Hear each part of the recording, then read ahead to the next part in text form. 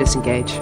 Red team, disengage. Battlestar Galactica wasn't just a TV series. It was desperation in space, a show that launched 1,000 Vipers into the void and made audiences believe in humanity's last stand. But behind the chrome Cylons and colonial warriors, nothing was certain. The budget was astronomical for television. The special effects took longer to create than the episodes, and the network nearly canceled it before the pilot aired. These are 15 weird facts about the original Battlestar Galactica, buried in the cosmic void where even the most advanced computers couldn't calculate the chaos that would create television's ultimate space opera. 1. It was created to compete with Star Wars. When Star Wars became a cultural phenomenon in 1977, television executives scrambled to capture that same lightning in a bottle. Glenn A. Larson pitched Battlestar Galactica as Star Wars for TV, complete with space battles, laser weapons, and heroic pilots fighting an evil empire. But Universal Studios had a problem. They needed to create a weekly series with movie-quality effects on a television budget. The solution was revolutionary for its time. They would spend more money on each episode than most shows spent on entire seasons. The pilot alone cost $8 million, making it the most expensive TV movie ever produced. Critics accused it of being a Star Wars ripoff, but Larson insisted he'd been developing the concept since the early 1970s. Whether inspired by or competing with Lucas's vision, Galactica proved that television could handle epic science fiction storytelling when backed by movie-level ambition and network desperation. I am to be spared. 2. The Cylons were inspired by ancient Egyptian art. The iconic Cylon Centurions with their sweeping red eyes and chrome armor weren't designed by computer graphics. They were inspired by ancient Egyptian sarcophagi. Production designer John Dykstra studied museum artifacts, fascinated by the way Egyptian burial masks combined human and divine elements into something both familiar and alien. The Cylon helmet's distinctive shape came directly from pharaonic death masks, while their movements were choreographed to feel both mechanical and ritualistic. The red scanning eye was added to make them feel alive rather than empty, but the overall aesthetic deliberately evoked ancient death gods brought into the space age. Inside each Cylon costume was a human performer, usually tall stuntmen, who could move gracefully despite limited visibility. The result was villains that felt both futuristic and timeless, combining humanity's oldest fears about death and judgment with cutting-edge science fiction design. Cylons lured me into their deception once. 3rd, Lorne Greene was cast against Type Green, had spent decades as the patriarch Ben Cartwright on Bonanza, making him synonymous with Western authority and traditional American values. Casting him as Commander Adama was a deliberate attempt to bring that same paternal gravitas to space opera. But Greene initially resisted, worried that science fiction would damage his established image as a serious, dramatic actor. The producers convinced him by emphasizing that Battlestar Galactica was fundamentally about family, survival, and leadership, themes that matched his Western experience. Greene brought unexpected depth to Adama, playing him not as a military commander, but as a father figure protecting humanity's children. His performance grounded the series' high-concept premise in recognizable human emotions. The casting worked perfectly because audiences transferred their trust from the Cartwright patriarch to the colonial commander. Sometimes the best science fiction casting involves actors who bring gravity from completely different genres, making the impossible feel believable through sheer familiar authority. The special effects were groundbreaking and bankrupting. John Dykstra, fresh from creating Star Wars effects, brought movie-level techniques to television for the first time. His team built detailed model ships, developed motion control cameras, and created composite shots that had never been attempted on TV. Each space battle sequence required weeks of preparation and multiple camera passes to achieve the layered complexity audiences expected after Star Wars. The Viper fighters were detailed miniatures flown on precision rigs, while the Galactica itself was a massive model that required its own soundstage. But the costs were staggering. Single episodes consumed budgets that could have funded entire seasons of conventional drama. The network began panicking as production costs spiraled beyond anything television had ever attempted. Effects shots that took movie productions months to complete had to be delivered weekly for broadcast schedules. 5. The show was targeted by religious groups. Despite being set in space, Battlestar Galactica incorporated heavy religious themes that made some Christian groups uncomfortable. The colonial humans worshipped multiple lords of Kobol in a pantheon system that resembled ancient Greek or Roman mythology more than monotheistic Christianity. Religious leaders accused the show of promoting paganism and false gods to impressionable young viewers. The concepts of resurrection, divine guidance, and prophetic destiny were present but filtered through science fiction rather than traditional religious frameworks. Glenn Larson, who was Mormon, had intentionally woven spiritual themes throughout the narrative, drawing from various religious traditions rather than specifically Christian doctrine. The controversy created unexpected publicity, but also organized boycotts in some markets. Parent groups worried that children would be confused by the show's blend of space adventure and alternative religious concepts. You see? A logical explanation. Yes. 6. Richard Hatch. Improvised Captain Apollo's personality. Originally written as a standard square-jawed hero, Apollo was transformed by Hatch's improvisational approach during filming. Hatch brought method acting techniques to what could have been a generic role, developing Apollo's internal conflicts, relationships with other characters, and emotional responses to the human extinction crisis. Many of Apollo's most memorable moments came from Hatch's spontaneous reactions rather than scripted dialogue.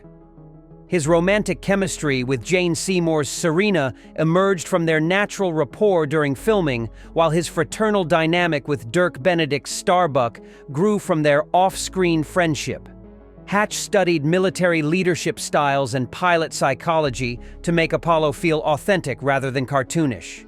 He insisted on performing his own stunts when possible, adding physical credibility to the character's warrior reputation. 7. The Daggett was universally hated Muffet. The robotic Daggett, Space Dog companion, was intended to appeal to younger viewers, but became the most criticized element of the series. Played by a chimpanzee in a mechanical costume, the creature looked unconvincing and behaved erratically during filming. The chimp performer, named Evie, had difficulty following directions and often disrupted serious dramatic scenes with unpredictable behavior. Cast members complained that working with Muffet broke the show's dramatic tension and made them feel foolish during emotional moments. Critics savaged the character as a transparent attempt to sell toys rather than serve the story. Behind-the-scenes footage shows crew members struggling to control Evie during complex takes, with the costumed chimp sometimes removing parts of the mechanical suit mid-scene. The Daggett appeared in early episodes, but was quietly phased out as producers realized it was damaging the series' credibility.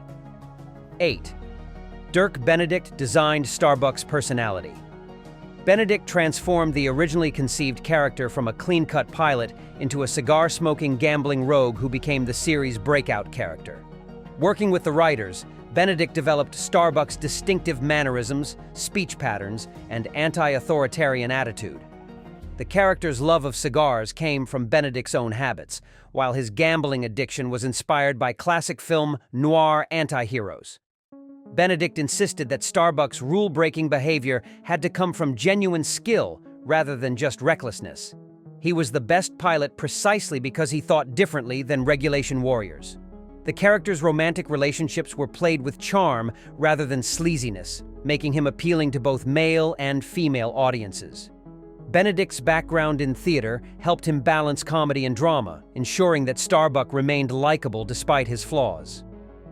The chemistry between Benedict and Hatch became central to the show's appeal, with their contrasting personalities creating natural dramatic tension. Sometimes the most memorable characters emerge when actors bring their own personalities to roles rather than simply following the script as written. With you, Commander Apollo, don't forget our patrol. Congratulations, Serena. 9. The opening narration changed everything. The famous opening narration that begins, There are those who believe that life here began out there, wasn't in the original pilot. It was added later when producers realized audiences needed more context about the show's mythology and the relationship between colonial humans and Earth.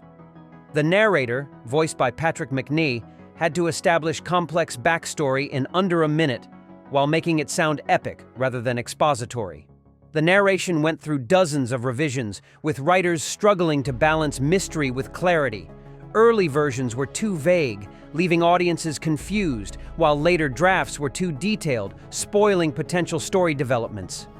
The final version achieved the perfect balance of intrigue and information, immediately establishing the series' scope and stakes. 10. The Viper launch sequence cost more than most TV episodes. The spectacular sequence of Viper fighters launching from Galactica's flight pods became the series' signature moment, but it nearly bankrupted the production. Each launch required multiple model passes, precise timing, and complex composite photography that took weeks to achieve. The launching mechanism was engineered like actual spacecraft systems, with miniature hydraulics and pneumatic effects that had to work perfectly for each camera angle. Lighting the launch tubes required specialized equipment that simulated the energy discharge of fictional propulsion systems.